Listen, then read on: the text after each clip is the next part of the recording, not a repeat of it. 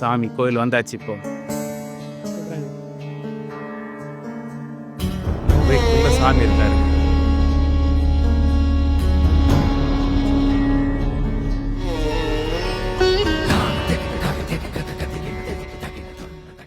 முருகன் சன்னதிக்கு வந்தாச்சு இல்லைன்னா?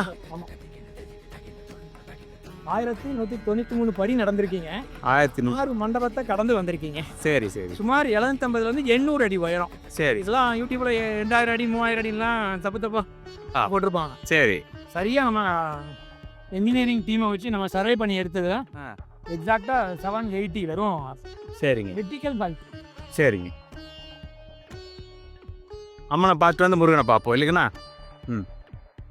இங்கே ஒரு அம்மன் சன்னதி. அந்த அம்மன் சன்னதியை இப்போ தரிசித்ததுக்கப்புறமா நம்ம போய் முருகனை தரிசிப்போம். இங்கே ஒரு மலை மேலே ஒரு சொனையம் இருக்கான்.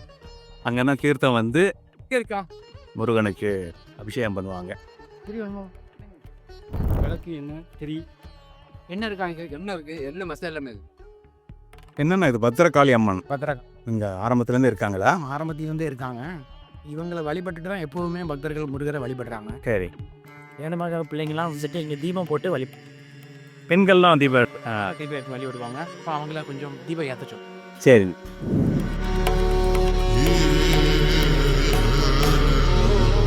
என்னென்ன இருக்கு?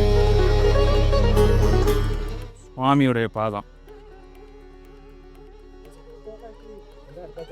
அது ஒரு சின்ன தீ இருக்கும். ஒரு வேல் தாங்கி அவர் ஒரு காலை முட்டி போட்ட மாதிரி நின்னாதான் ஐதீகங்க.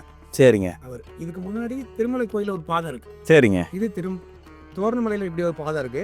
தாண்டி கடையத்தில் இருக்க வாசகிரி மலையிலையும் முருகன் கோயிலில் இதே மாதிரி ஒரு பாதம் இருக்கு. சரிங்க.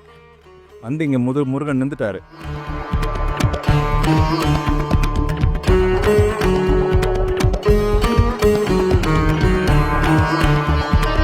இந்த திருக்கோயிலை பற்றிய முழு விவரங்களை தெரிந்து கொள்ள எங்களுடைய கோ டெம்பிள் யூடியூப் சேனலில் பாருங்கள்.